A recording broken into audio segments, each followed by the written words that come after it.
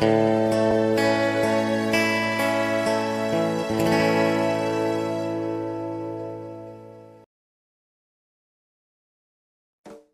476. Berpisah. Meskipun Dian Utami seksi dan menawan dan menawarkan ciuman, Kenzi Harimurti memilih untuk menghindarinya dan mengambil inisiatif untuk menjauhkan diri. Meskipun Kenzi Harimurti bukan pria jujur yang tidak bejat, dia tidak akan menunjukkan belas kasihan tanpa menahan diri. Di negara asing ini, dia hanya akan menganggap Dian Utami sebagai teman, dan tidak akan punya ide lain. Itu tidak pantas untuk kita, dan aku punya istri. Melihat nada acuh tak acuhnya, Dian Utami membeku, matanya penuh kehilangan dan kebencian. Ketika konvoi tiba di kediaman Dian Utami, Kenzi Harimurti menemaninya ke atas, mengirim Dian Utami ke pintu, dan kemudian berhenti. "Dian, ada sesuatu yang ingin aku katakan padamu. Setelah melihatmu hari ini, aku akan meninggalkan Kyoto besok dan kembali ke negara XXX. Terima kasih kepadamu karena telah menjagaku selama ini, aku sangat berterima kasih." Kenzi Harimurti tersenyum dan mengulurkan tangannya. Dian Utami tersipu dan tidak tahu harus berkata apa, jadi dia hanya bisa berjabat tangan dengannya. "Sebelum berpisah, saya menyiapkan hadiah untuk Anda, dan itu telah ditempatkan di samping tempat tidur Anda. Saya harap Anda akan menyukainya. Selamat tinggal." Setelah mengucapkan perpisahan, Kenzi Harimurti berbalik dan pergi. Dian Utami melihat ke belakang kepergiannya, dan dia akhirnya enggan untuk menyerah. Dia mengikuti dengan cepat ke tangga, dan berteriak ke punggung Kenzi Harimurti saat dia turun, "Kenzi Harimurti, dapatkah Anda memberitahu saya nomor ponsel Anda dan alamat di XXX? Selama ada penerbangan domestik, saya akan mengunjungi Anda." Kenzi Harimurti berbalik dan tersenyum, hanya melambaikan tangan, lalu tidak mengatakan apa-apa, berbalik dan memasuki Mercedes-Benz yang diparkir di depan bangunan. Dian Utami berlari menuruni tangga, memandangi Mercedes-Benz yang berjalan pergi, dan berteriak, "Bahkan jika kamu tidak memberitahu saya akan mencari tahu sendiri. Saya memiliki catatan penerbangan masuk Anda. Jangan lupa, bahkan jika kamu tidak menyukaiku, aku adalah temanmu. Aku akan mencarimu di negara XXX, kamu tidak bisa mengabaikanku." Tim Mercedes-Benz telah pergi jauh. Apakah Kenzi Harimurti di dalam mobil dapat mendengarkannya? Dia tidak tahu.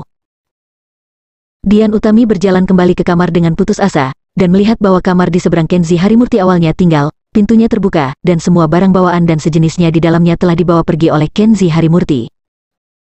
Dian Utami perlahan berjalan ke ruang kosong, melihat sekeliling, dan merasa bahwa hatinya juga kosong. Sulit untuk menemukan orang kepercayaan di negara asing ini di mana dia tidak memiliki kerabat dan dapat mengandalkannya. Sayangnya, hubungan yang menarik ini belum dimulai, dan berakhir tanpa aroma kembang api sedikit pun. Pada pukul 5 sore, konvoi melaju ke istana dengan cara yang megah. Disambut oleh keluarga kerajaan dan bangsawan, Kenzi Harimurti sekali lagi datang ke kamar tidur Kaisar Tua. Ketika Kaisar Tua melihat dermawannya datang, dia ingin turun dari tempat tidur, tetapi Pangeran Renzi dengan cepat melangkah maju dan menghentikannya dengan lembut dan penuh perhatian. "Ayah, tubuhmu masih belum pulih, jadi kamu harus beristirahat di tempat tidur. Untuk Tuan Kenzi, Yumiko dan saya dapat mengadakan perjamuan untukmu." Sekelompok kerabat kerajaan dan beberapa tabib kekaisaran ada di samping, mereka membujuk Kaisar Tua untuk memperhatikan istirahat. Yumiko tidak menyela, dia berdiri diam dan tetap diam. Kenzi Harimurti telah melihat Yumiko di antara kerumunan. Dia kelihatan sangat kesepian, dan dia tidak menemui dirinya sendiri. Dia tidak bisa menahan diri untuk tidak bertanya-tanya, seolah-olah Yumiko hari ini sedikit berbeda dari biasanya. Namun, Kenzi Harimurti tidak terlalu memikirkannya. Dia menganggap bahwa ketika Yumiko mengirimnya keluar dari istana tadi malam, dia sengaja mengatakan sesuatu kepada Yumiko untuk berpura-pura menjauh, sehingga mungkin membuat Yumiko merasa acuh tak acuh dan terasing dari dirinya sendiri. Hal semacam ini tidak akan dimasukkan ke dalam hati Kenzi Harimurti. Faktanya, Yumiko mengambil inisiatif untuk menjauhkan diri darinya, dan dia tidak bisa menanyainya. "Tuan Kenzi, silakan datang ke sini." Meskipun Kaisar Tua dihalangi oleh putranya dan kerabat kerajaan lainnya dan tidak bisa bangun dari tempat tidur, dia masih menunjukkan senyum ramah dan memberi isyarat kepada Kenzi Harimurti. Kenzi Harimurti tahu bahwa Kaisar Tua ingin mengobrol dengannya, mungkin untuk mengungkapkan rasa terima kasihnya, jadi dia melangkah maju sesuai dengan etiket dan berbicara dengan Kaisar Tua, dan sambil berbicara, dia melihat warna kulitnya dan mengetahui tentang kesembuhannya. Seluruh proses itu seperti semacam etiket diplomatik. Semua kerabat dan keluarga kerajaan selalu tersenyum. Kaisar Tua berterima kasih, Kenzi Harimurti membalas hormat. Kaisar tua bertanya. Kenzi Harimurti menjawab, dan kemudian para dokter kekaisaran maju ke depan untuk meminta saran. Kata Kenzi Harimurti lagi, berbicara tentang hal-hal yang harus diperhatikan oleh kaisar tua selanjutnya. Seluruh prosesnya sesederhana air. Setelah melihat kaisar tua, Kenzi Harimurti, ditemani oleh Pangeran Renzi dan yang lainnya, pergi ke rumah Pangeran Renzi untuk menghadiri pesta makan malam yang diadakan oleh rumah pangeran untuknya. Di meja perjamuan, selain Pangeran Renzi, Yumiko Sagawa dan kerabat kerajaan lainnya, Guru Yumiko, Hachiro Ishikawa juga diundang secara khusus untuk menemani tamu terhormat Kenzi Harimurti. Saat makan malam dengan meja penuh bangsawan kerajaan, kata-kata dan perbuatan Kenzi Harimurti terukur dan temperamennya tenang, tidak seperti anak muda biasa yang akan menunjukkan kegugupan atau bahkan hati nurani yang bersalah ketika menghadapi begitu banyak pejabat tinggi. Pangeran Renzi telah mengamati Kenzi Harimurti dari samping. Ketika dia melihat bahwa Kenzi Harimurti tampaknya sedikit berbeda, temperamen dan percakapannya dapat diintegrasikan dengan banyak keluarga kerajaan, dan di dalam hatinya, dia tidak bisa tidak mulai menghargai pemuda asing ini. Melihat Kenzi Harimurti menawarkan segelas anggur kepada Ishikawa Hachiro sendirian, sepertinya dia memiliki hubungan yang baik dengan Ishikawa Hachiro, jadi Pangeran Renzi mengeluarkan tawa dan mengobrol dengan Ishikawa Hachiro untuk mencari tahu apa yang terjadi pada Kenzi Harimurti. Tuan Ishikawa, saya mendengar bahwa Tuan dan putrinya Yumiko adalah teman catur Kenzi Harimurti. Saya ingin tahu bagaimana Tuan Kenzi muda ini dibandingkan dengan keterampilan catur Tuan Ishikawa. Setelah mendengar anekdot ini, semua keluarga kerajaan menghentikan minum mereka dan melihat dengan penuh minat bagaimana jawaban Ishikawa Hachiro. Di mata keluarga kerajaan seperti Pangeran Renzi, identitas Ishikawa Hachiro sangat terpisah, terutama level caturnya, yang sudah menjadi pemain nasional saat ini, sehingga keluarga kerajaan ini, termasuk Pangeran Renzi, tidak akan memikirkan catur Kenzi Harimurti, skill levelnya lebih tinggi dari Ishikawa Hachiro. Mereka hanya akan berpikir bahwa level catur Kenzi Harimurti tidak buruk, jika tidak, mereka tidak akan menjadi teman catur Ishikawa Hachiro. Ishikawa Hachiro melihat ke arah kerumunan dan berkata dengan senyum masam. Meskipun Tuan Kenzi masih muda, keterampilan caturnya cukup hebat. Ishikawa Hachiro malu pada diri sendiri. Setelah mendengar ini, semua orang tercengang. Ishikawa Hachiro adalah master yang langka. Mereka tidak pernah berpikir bahwa Kenzi Harimurti muda ini bisa membuatnya malu. Pangeran Renzi juga sedikit terkejut, dan tiba-tiba mengajukan pertanyaan dengan santai, yang membuat Ishikawa Hachiro kehilangan muka. Dia buru-buru tersenyum dan menyulang Ishikawa Hachiro dengan segelas anggur. Dikatakan bahwa jika kamu bertemu lawan, kamu akan bertemu dengan bakat yang bagus, dan kamu bisa mendapatkan perhatian seperti itu dari tuan ini. Jika ingin berbicara tentang Tuan Kenzi muda ini, memang ada sesuatu yang istimewa tentang dia. Kaisar ini sangat tertarik, orang seperti apa pemuda tampan ini? Semua orang bisa melihat bahwa Pangeran Renzi tampaknya tertarik pada Kenzi Harimurti dan ingin tahu lebih banyak tentang karakter Kenzi Harimurti. Pangeran Renzi akan segera menjadi kaisar berikutnya. Dia pasti memiliki makna yang dalam-dalam menganggap begitu penting seorang pemuda. Banyak kerabat kerajaan tidak bisa tidak lebih mengagumi Kenzi Harimurti sebagai seorang pemuda. Yumiko selalu sama seperti sebelumnya, diam dan tenang, seolah-olah apa yang terjadi di atas meja tidak ada hubungannya dengan dirinya. Bahkan, dia bisa menebak pikiran ayahnya. Sang ayah secara khusus memahami karakter dan bakat Kenzi Harimurti untuk satu tujuan, untuk mengevaluasi apakah Kenzi Harimurti hanya bisa dibunuh, atau apakah dia bisa dengan tulus menerimanya sebagai anggota keluarga kerajaan untuk waktu yang lama demi keuntungannya. Bab 477. Burung Biru. Setelah makan malam, Pangeran Renzi dengan sengaja meninggalkan Yumiko, dan ayah dan putrinya datang ke ruang belajar bersama.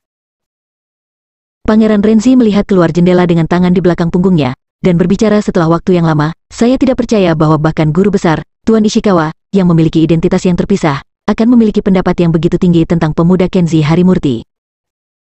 Angin yang selembut hutan, menyerang seperti api, tidak bergerak seperti gunung.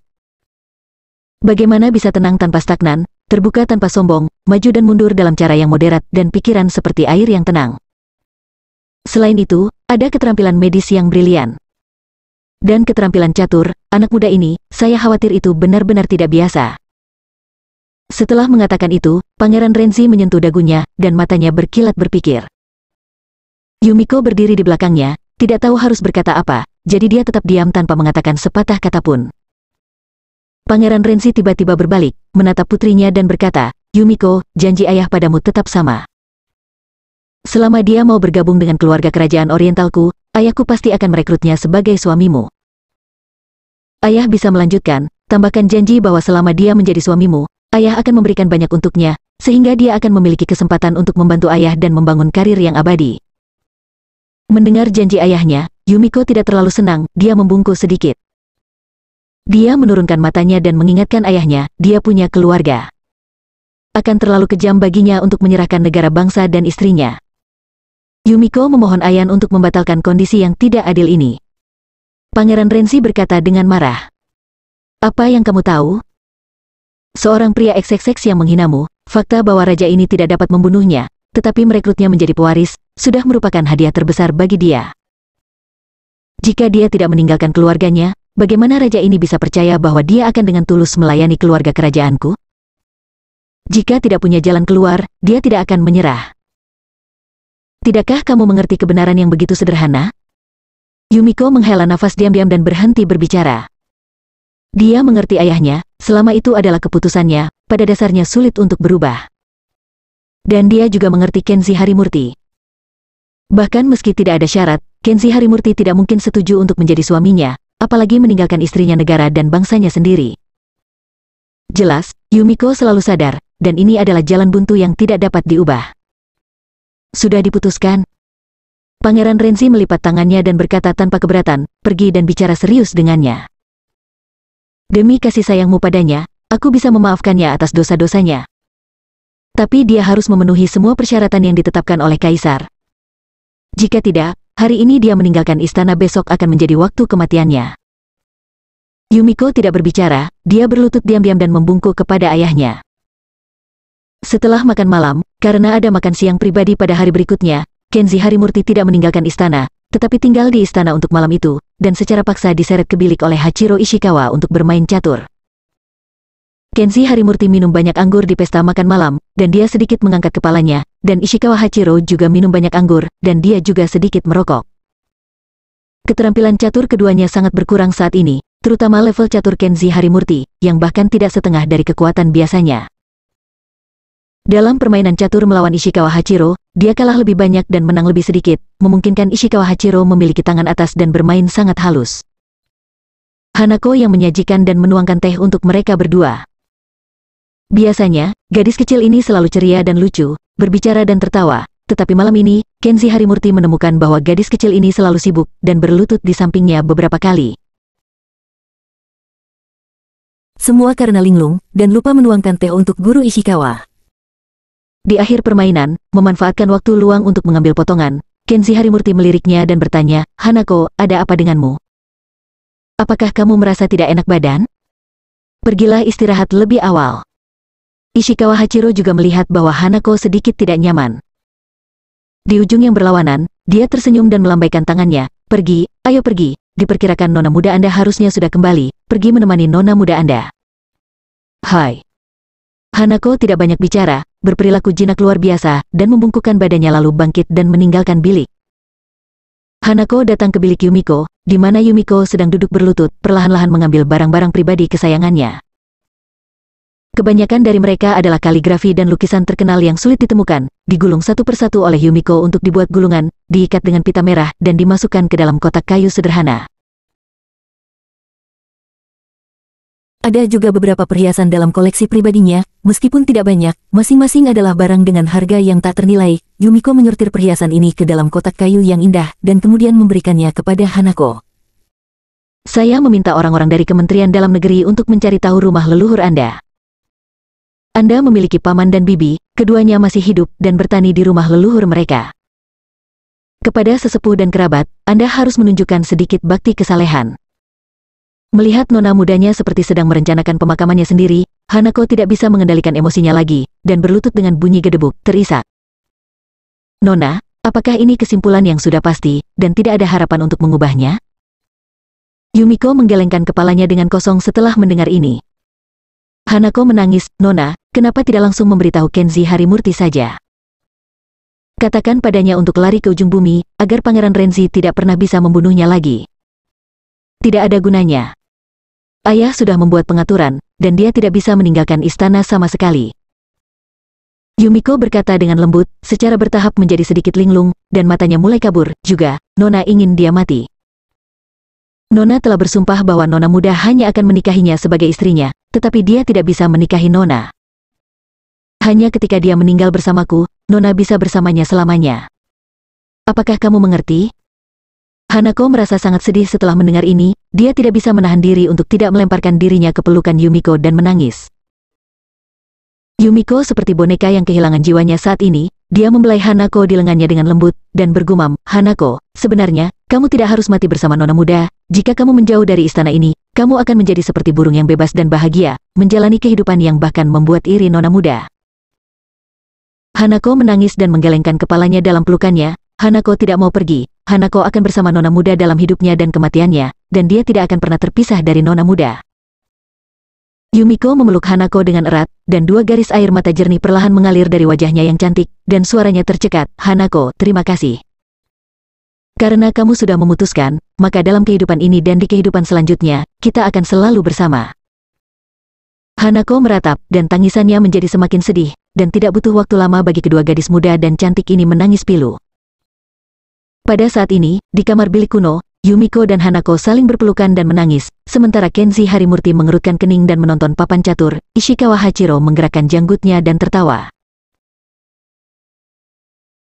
Di luar bilik, seekor burung biru terbang menuju bulan yang cerah dan menghilang ke langit malam yang luas. Bab 478. Gua aneh. Setelah sarapan keesokan harinya, Kenzi Harimurti melihat bahwa cuaca di luar bagus, jadi dia meninggalkan bilik dan pergi ke taman gedung untuk berjalan-jalan dengan santai.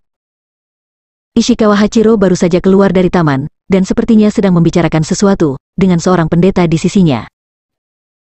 Ketika dia bertemu Kenzi Harimurti, Ishikawa Hachiro berhenti dan berkata sambil tersenyum, Kenzi Harimurti, saya memiliki sesuatu untuk ditangani hari ini, jadi saya tidak bisa bermain catur dengan Anda lagi.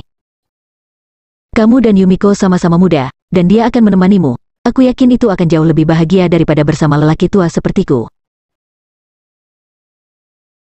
Ishikawa Hachiro dengan ramah menyapa beberapa kata, lalu mengikuti pendeta untuk pergi. Tidak lama setelah Ishikawa Hachiro pergi, Yumiko yang secantik salju, dan pembantunya, Hanako, keduanya datang ke gedung tempat Kenzi Harimurti berada. Makan siang di siang hari adalah jamuan makan pribadi yang diselenggarakan oleh Yumiko, tetapi masih terlalu dini untuk makan siang, jadi Yumiko mengajukan proposal untuk mengundang Kenzi Harimurti berjalan-jalan di alam liar dan menikmati pemandangan taman kerajaan. Karena kesopanan, Kenzi Harimurti tentu tidak bisa menolak. Meskipun dia selalu waspada terhadap Yumiko, dan merasa tidak baik bepergian dengan Yumiko, tetapi tidak peduli bagaimana Yumiko dan dia mengubah musuh menjadi teman, itu wajar, terutama sebelum dia akan meninggalkan Kyoto, dia tidak bisa terlalu terasing dari Yumiko. Kenzi Harimurti langsung setuju, dan ditemani oleh Yumiko dan Hanako, pergi ke taman kerajaan untuk melihat. Seluruh taman mencakup area yang luas. Taman kerajaan di taman bagian dalam istana kekaisaran setara dengan taman hutan di kota tingkat prefektur di Tiongkok. Kenzi Harimurti menyaksikan pemandangan sepanjang jalan dan berjalan perlahan tidak bisa menyelesaikan menontonnya sama sekali. Namun pemandangan Royal Garden sangat bagus, danau dan pegunungannya indah, jernih dan asri. Apalagi saat berjalan ke taman bunga yang berwarna merah dan hijau, rasanya sungguh menyenangkan. Yumiko tenang dan lembut di sepanjang jalan. Dia tidak membicarakan hal lain. Dia hanya menunjuk dan menunjuk di sepanjang jalan, menjelaskan kepada Kenzi Harimurti keajaiban taman istana dan asal-usul budaya di baliknya. Hanako cukup pendiam, bahkan sedikit terlalu pendiam, tidak mengatakan apa-apa dan selalu mengikuti sisi Yumiko. Melewati lautan bunga yang bersaing untuk kecantikan, ketiganya datang ke danau cermin. Yumiko berhenti, menunjuk ke gunung hijau yang terhubung ke danau di kejauhan, dan memperkenalkan Kenzi Harimurti. Dari danau ini, itu adalah tempat yang kamu sudah 2 kali kunjungi, yaitu Gunung Keramat. Kaki selatan Gunung Keramat terhubung dengan Danau Keramat ini. Ada banyak gua kares alam yang megah di kaki danau, dan kura-kura berumur 1000 tahun yang kamu cari. Karena sebenarnya bukan di gunung-gunung suci banyak kura-kura, tetapi di gua di kaki gunung, Anda akan melihat banyak kura-kura. Hati Kenzi Harimurti sedikit tergerak setelah mendengar ini, banyak kura-kura. Artinya, gua-gua itu pasti sarang kura-kura berusia ribuan tahun, dan akan banyak rumput kura-kura yang dihasilkan. Yumiko menyipitkan matanya diam-diam untuk mengamati ekspresinya. Jika Tuan tertarik, kamu mungkin bisa mengikuti Yumiko untuk menyaksikan keajaiban gua, dan rumput kura-kura yang kamu butuhkan juga dapat diambil di dalam gua. Kenzi Harimurti ragu-ragu setelah mendengar ini. Di satu sisi, dia benar-benar perlu memetik rumput kura-kura lagi untuk menambah jumlahnya. Lagi pula, jumlah rumput kura-kura yang dia dapatkan tidak banyak, dan dia tidak yakin apakah dia akan membawanya kembali untuk mendetoksifikasi Aurora Bliss atau tidak, apakah kekuatan obatnya mencukupi atau tidak. Tapi di sisi lain, dia sedikit gelisah, dan dia selalu merasa bahwa memasuki gua yang dalam dan aneh dengan Yumiko sepertinya sedikit berbahaya. Nona, ada rakit bambu di sana, kita bisa pergi ke sana dengan perahu. Pada saat itu, Hanako membuyarkan pikirannya, berlari ke danau, dan kemudian dengan hati-hati mendarat di atas rakit bambu. Rakit bambu tidak stabil, Hanako bergoyang di atas rakit bambu, dan dia masih berteriak, "Nona, cepat naik, mendayung di danau pasti menyenangkan." Yumiko memandang Kenzi Harimurti dan dengan lembut membungkuk, "Tuan Kenzi, silahkan duluan." Kenzi Harimurti berhenti memikirkannya, mengangguk, dan mengikutinya di atas rakit bambu. Hanako menopang rakit bambu dengan sebatang bambu, Kenzi Harimurti dan Yumiko berdiri berdampingan di haluan perahu, menghadap angin danau yang sejuk, menyaksikan pemandangan yang dihubungkan oleh gunung dan sungai di sepanjang jalan. Itu adalah perjalanan yang menyenangkan. Di kaki gunung, akibat serbuan gelombang air selama ribuan tahun, bagian bawah dinding gunung tampak berlubang, membentuk lubang cekung besar, dapat dengan mudah disanggah ke dalam lubang. Ketika ketiganya turun dari rakit bambu, cahaya di dalam gua sudah sangat redup, dibandingkan dengan kecerahan di luar gua, itu seperti senja yang kabur di dalam. Kenzi Harimurti mengeluarkan ponselnya untuk penerangan, dan terus berjalan ke dalam gua bersama mereka berdua. Tidak butuh waktu lama bagi Kenzi Harimurti untuk menemukan bahwa gua yang sangat dalam ini tidak terbentuk secara alami, dan dinding di sekelilingnya memiliki jejak pahat kapak buatan. Bagian dari tempat perlindungan serangan udara, dan bahkan kabel tembaga yang lapuk dan terkelupas. Di atas dinding gua, dan pipa ventilasi yang terlihat berkarat dan berbintik-bintik selama bertahun-tahun, bukanlah gua alami yang dikatakan Yumiko. Kenzi Harimurti berhenti, mengerutkan kening dan bertanya, "Yumiko, tempat apa ini?" Yumiko tenang seperti biasa, "Ini adalah benteng militer yang ditinggalkan, setara dengan pos komando sementara untuk perlindungan, dibangun selama Perang Dunia II. Ini untuk mencegah pemboman Angkatan Udara AS, dan untuk mencegah Angkatan Darat AS mendarat di Kyoto dan menyerang istana. Keluarga kerajaan menggunakan pasukan teknik untuk diam-diam membangun tempat perlindungan ini." Yumiko terus bergerak maju, dan Hanako mengikutinya berjalan. Kenzi Harimurti berpikir sejenak, mengikuti dengan cepat, dan berkata sambil berjalan, "Lalu apa hubungannya gua dengan rumput kura-kura yang Anda sebutkan dengan tempat perlindungan yang ditinggalkan ini?" "Jangan curiga, Tuan, Yumiko tidak akan menipu. Jika Anda melangkah lebih jauh, Anda secara alami akan melihat ramuan kura-kura yang Anda butuhkan." Yumiko melanjutkan tanpa henti. Tapi Hanako berhenti dan berkata dengan wajah jelek, "Kenzi Harimurti, itu semua karena kamu, kalau tidak Nona tidak akan membawamu ke sini. Sekarang bahkan jika kita ingin keluar, itu tidak mungkin." "Hanako, jangan." Yumiko menyela Hanako, lalu menatap Kenzi Harimurti dan berkata, "Tuan Kenzi, lebih baik terus bergerak maju." Di tempat ini, Yumiko mengadakan perjamuan untuk menghibur Tuan hari ini. Kenzi Harimurti mengerutkan kening pada Yumiko, kegelisahan di hatinya menjadi semakin kuat. Dia tahu ada yang salah dengan Yumiko, tetapi dia tidak tahu di mana itu salah. Kewaspadaan, dan keraguan semacam ini, semua jenis emosi saling terkait, yang membuat orang sangat tidak nyaman.